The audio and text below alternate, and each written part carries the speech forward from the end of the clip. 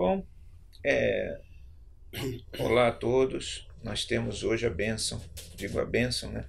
Porque é uma mais do que honra de receber aqui no Instituto Realitas o grande poeta, escritor, tradutor, membro da Academia Brasileira de Letras, é o senhor Carlos Nejar.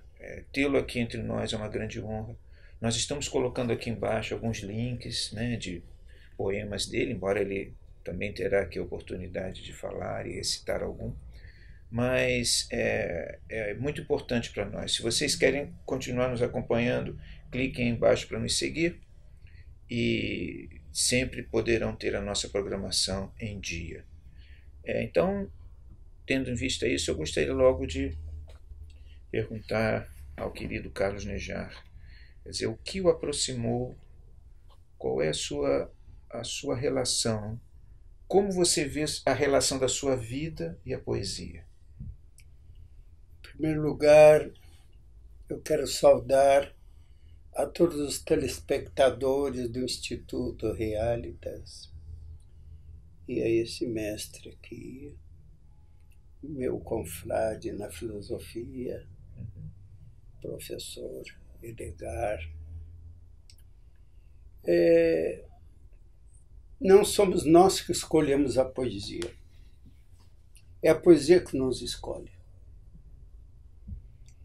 E também é a voz também que nos escolhe, porque a poesia tem uma voz, tem uma entonação de coisa viva, do universo onde nós vivemos, das coisas que nos cercam e do destino. Porque a grande indagação exatamente da palavra é sobre o destino do homem. E eu escrevo mais do que por querer, mas por uma força maior do que eu. E é preciso expressar essas forças que movem as coisas.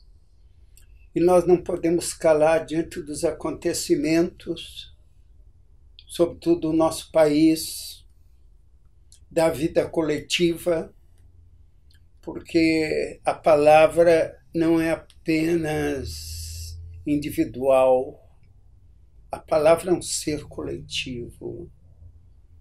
E quando nós sentimos, é como se fosse atirada uma pedra sobre o lago e se formam então camadas de água, camadas de espírito, porque a palavra é espírito.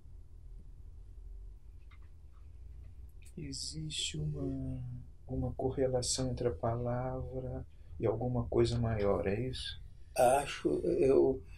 Eu creio muito no Deus vivo e nessa crença de que Deus é palavra, é a palavra maior que fez o céu, a terra e as estrelas. E nós somos sombras da grande palavra. Nós colhemos a sombra, ou a sombra nos recolhe. Isso já é um ato absolutamente poético. Então, Deus é o maior dos poetas, é isso? É, mas ele nem precisa ser poeta. Ele já é. Antes de toda a criação, antes dos abismos, o espírito, aliás, emergia sobre a face do abismo. Então, nós somos poetas porque nós precisamos nos exprimir e porque a palavra nos ama. E a palavra nos ama porque nós começamos amando a palavra e ela não existe mais e se torna uma espécie de ligação muito íntima, mas o universo está na palavra. A palavra é universo, a palavra é memória. Os sonhos se inserem na palavra. E o que eu posso dizer sobre isso? Qual é a relação entre sonho e vigília? Como é que você vê isso? É interessante a pergunta, é a pergunta do filósofo. O sonho é muito mais profundo que a vigília. A vigília muitas vezes tende a segurar o sonho, afirmar o sonho,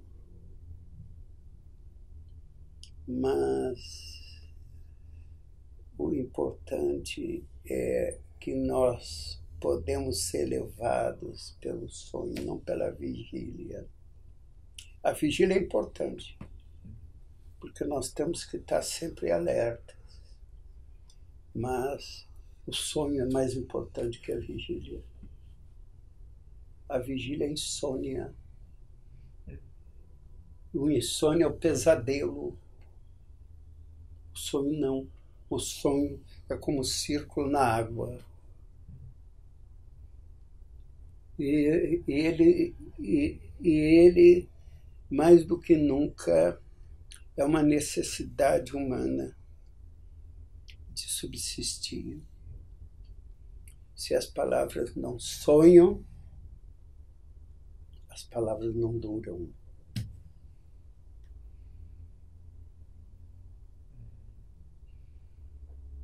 Com o que a gente entra em contato no sonho? É boa pergunta. Nós não precisamos entrar em contato. Nós deixamos que o sonho venha em nós. Porque se nós vamos entrar em contato, nós já estamos na vigília. O sonho dissolve a consciência? O que é? O que acontece ali? Que tipo de realidade é essa? Há um momento em que a consciência é o sonho. Porque a razão humana, Edgar, é o limite. O que supera o limite é a fé. A razão humana põe o homem diante de uma gaveta, diante de uma parede. O inconsciente e a fé levam o homem para o horizonte. E o horizonte pode ter tudo: madrugada, mar, pássaros. O horizonte é amplo e infinito. A gaveta, ela fecha e pronto. A razão muitas vezes fecha. É preciso que nós criemos forças que fujam da razão e entrem no desconhecido. A arte é a busca do desconhecido. Eu penso que a arte não está muito na razão, embora haja um fio de razão para dirigir o inconsciente. Mas o que escreve, o que trabalha a palavra, é como se ele andasse em cima de vara, de uma vara de um espaço a outro, no ar. Ele se acostuma em domar a palavra. Mas essas indagações podem ir muito longe, Edgar. Deixa eu te perguntar uma coisa. Qual foi a sua primeira grande experiência poética? O que você leu na sua vida que te despertou para isso tudo? Olha, são muitas coisas que nos despertam, Edgar. Muitas coisas.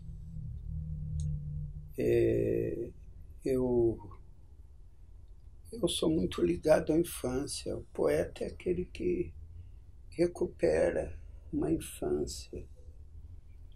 E a palavra também tem infâncias. Por isso que é difícil dizer quando isso aconteceu. Eu só sei que talvez quando eu encontrei a primeira namorada, eu tinha lá meus 13 anos. O nome dela era Helena, que não era de Troia. E é sempre o amor, que nem era o amor, era uma configuração de possível amor. Porque o amor veio depois. Mas sempre o que nos desfecha, o que nos move sempre é o amor.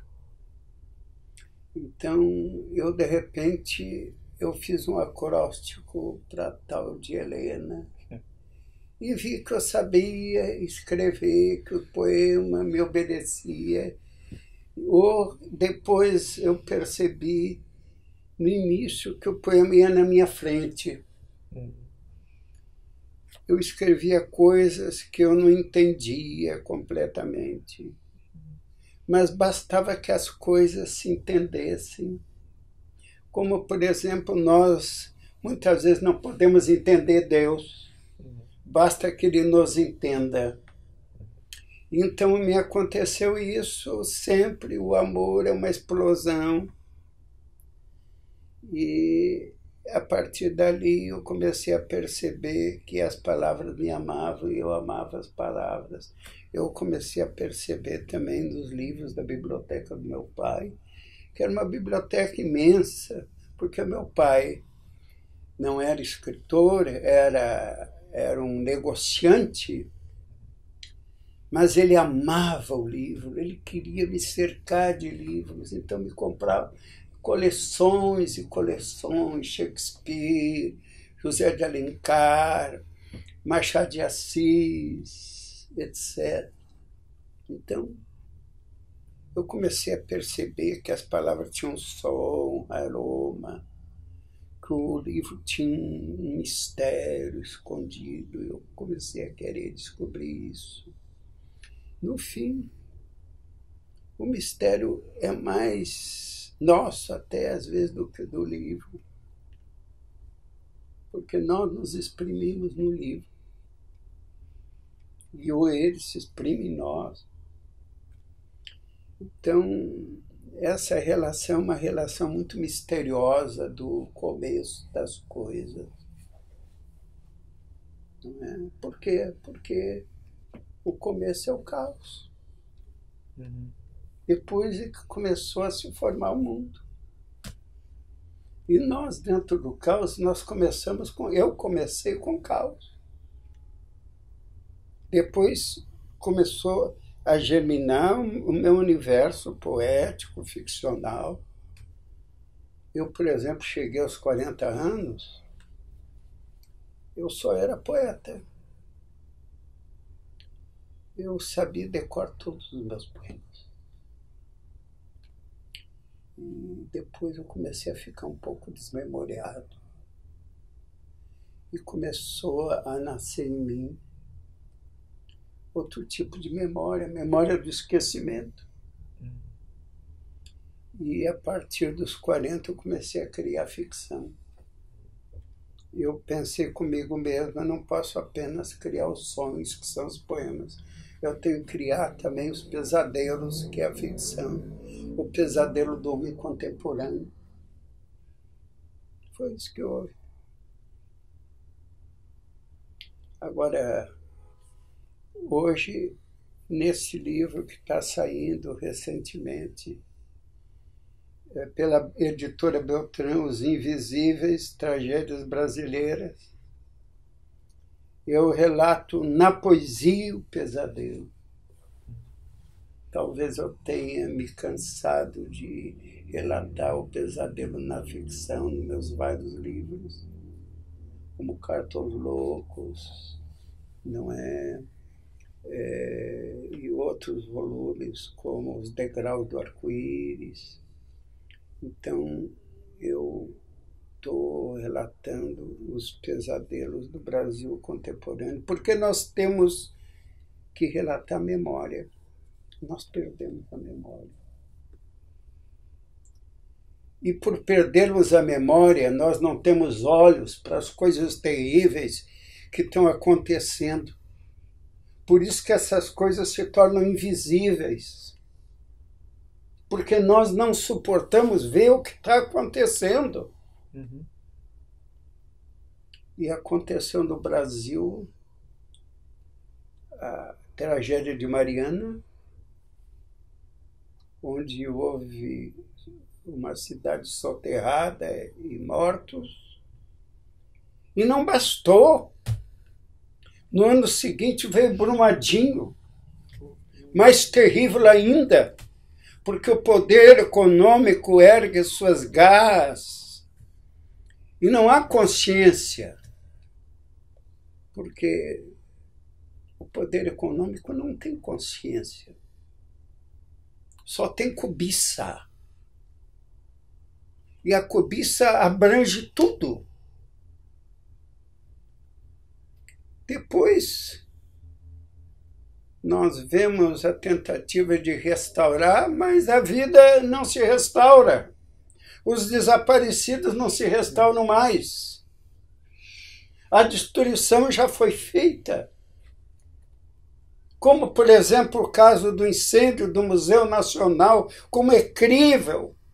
O museu mais importante do Brasil incendiar por falta de verbas.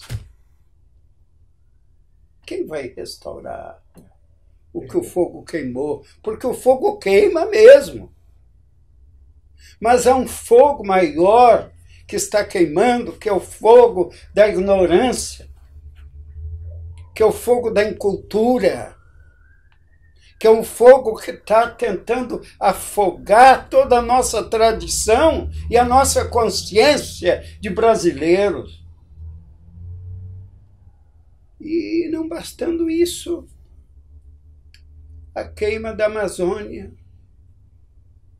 nossa riqueza, nossas árvores, os índios, tudo isso que nós vemos, que parece uma coisa normal, porque é invisível. E ao poeta cabe memoriar, ao poeta cabe restaurar a memória com a palavra, porque a palavra não pode se calar. Eu não quis escrever, por exemplo, sobre Brumadinho. Depois da tragédia de Mariana, eu disse comigo, é tragédia demais. Porque, para mim, Mariana tipifica a água. Brumadinho tipifica o barro, a invasão do barro. E a invasão do barro na República, nas instituições. E nós temos que voltar ao sentido da palavra patriota, pátria. Que a nossa pátria não é o dinheiro. Nós temos uma tradição de nossos ancestrais que tem que ser resguardada. Eu não estou atacando o governo, mas o governo tem responsabilidade nas coisas. E nós não estamos invisíveis, não. Nós somos visíveis. Agora, eu vou ler um trecho, é bom. Porque eu vou ler um trecho até da Amazônia, chamada Tribo dos Auás, é uma tribo da Amazônia do lado do Pará, que foge do civilizado. Essa tribo foge do civilizado. Porque o civilizado só se aproxima para destruir, destrói as árvores. É o poder da ganância. Então, é a última parte do meu livro. A primeira parte é a água. O segundo elemento é o barro. O terceiro elemento é o fogo. E o quarto elemento é a lâmina ou ganância. Eu vou ler um trecho. Um monte fala o outro, o povo Auá entende, como a música na harpa dos milênios. O povo sempre entende o torto andar da tempestade, o fio do sol pelas veredas e fundos. O povo entende o cantochão do milho e colhe, só não entende o truque, o trinco, o investir dos brancos, o abater com máquinas árvores e o elefante de velhos horizontes. O país dos Auás é onde o humano encontra sua voragem, a aragem das maçãs, o capinzal das chuvas, as idades do homem nas idades das folhas.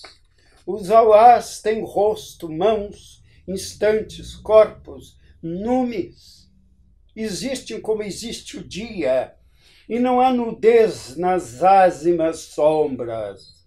A nudez é do instinto, o vegetal ritmo da incessante criação, o rebolo, o silábico ciclo, avessos a selada cobiça dos brancos ou bárbaros, a cobiça da morte, e a própria morte é caça dos Auás. As flechas e lanças vorazes atingem o peito da morte, animal ferido. Todos os sonhos dos Auás dormem com os sonhos das árvores. Percebi, humanos, que o que prolonga a agonia é o acabar da luz. E os Auás comem, mastigam a morte, mastigam, vencendo a consorte úmida de sombras. E os mitos, pombas, caem das árvores. Infâncias veste os Auás sobre o ritual das lanças. E como pode o homem escurecer a infância de outro?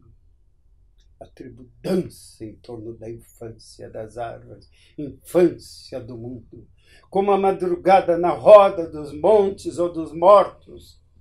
A tribo murmura a linguagem igual a uma pedra noutra, a pedra que chora a voenga maternidade das estações, uma pedra gaguejante, fala guajá da alma, sussurro de tongo do mundo, onde não há exílio e a ordem é apenas amor que se resigna, gerações no amor do povo por si mesmo, como o rio que se estreita na foz, a voz de muitos e ocultos na tábua da noite. O fábulo que arrulha nas árvores, garrucha de nuvens, sim, de árvore em árvore, os índios da reserva biológica de Gurupi se inventam e não querem ser descobertos, não querem expor a magreza do mistério, e o decifrar dos brancos é opróbio, rapina de madeira, jamais o límpido desvendar do homem. E a madeira é o homem que não carece de ser inventado. Quando se descobriu sem medo a madeira suntuosa de uma estirpe que não se dobra. Mas os Auás sabem devagar ir ativando sua infância, que a escuridão bebe sem a forquilha das estrelas. E a glória deste povo muda de lugar, muda de pouso e fojo, como se mudasse de pele, e vai mudando na selva tal serpente, descascando até o cerne, o óvulo do alvorecer inerme, germe dentro da semente, povo que se amoita no fundo.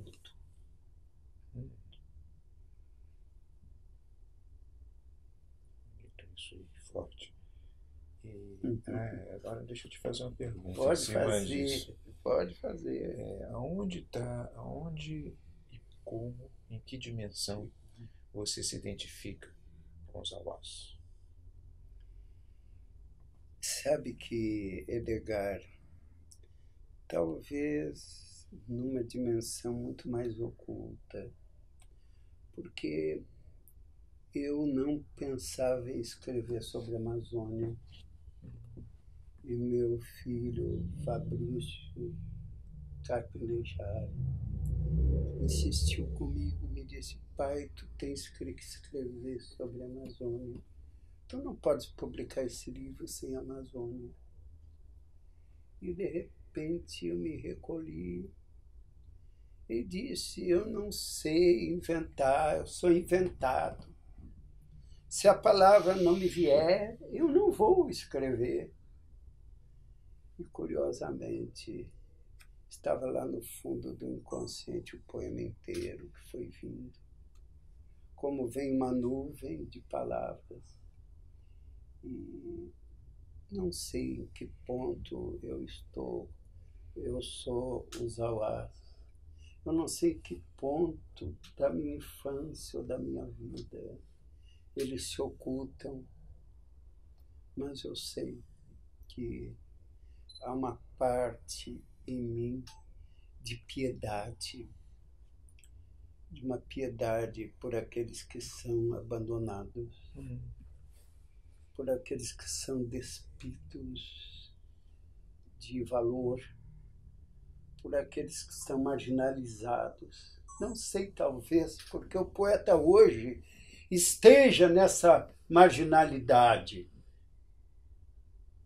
Fernando Pessoa dizia: ser poeta é a minha maneira de estar sozinho. Eu acho, já parafraseando Pessoa, que ser poeta é a minha maneira de estar com todos, de me unir com o povo que eu amo.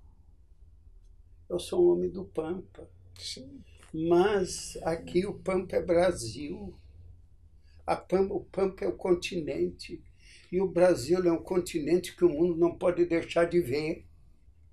Não pode deixar de ver o movimento desse continente, porque o movimento desse continente perturba o mundo. Nós não temos,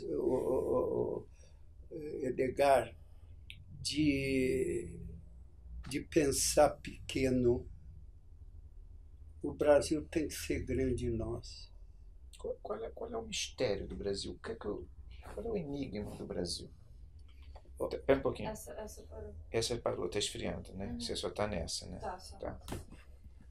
O Brasil... Qual é o enigma? É a pergunta que eu fiz, só por acaso ela tem que cortar. Qual é o enigma, né? Do Brasil? O enigma do Brasil é de um povo nobre que vai aos poucos se descobrindo,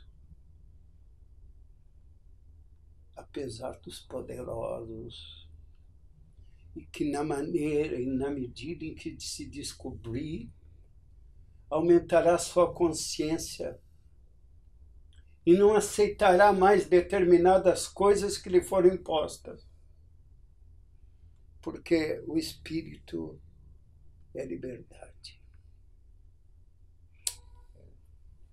Aquele Basílio da Gama, que é o fundador da minha cadeira. Ah, olha! A minha cadeira na Academia Brasileira de Letras é a cadeira número 4, de Basílio da Gama. Você vê. E o poema que ele escreveu, Uruguai, é um poema fundador. Porque é incrível, na época, todos imitavam Camões, as Cestílias, etc. Tá? E todo aquele tipo de poema camoniano. Santa Rita Durão, por exemplo, imitou Camões. Basílio não. Basílio criou um estilo novo, de um novo Brasil, com imagens vivas e cantando como personagens índios. E o início do Rio Grande do Sul foi ali nas missões com os jesuítas. Então, o meu poema, eu escrevi um livro chamado A Espuma do Fogo, que se liga a esse grande poeta mineiro e universal, Basílio da Gama, com o Uruguai. E Santa Rita Durão? Santa Rita Durão, Como é que você vê?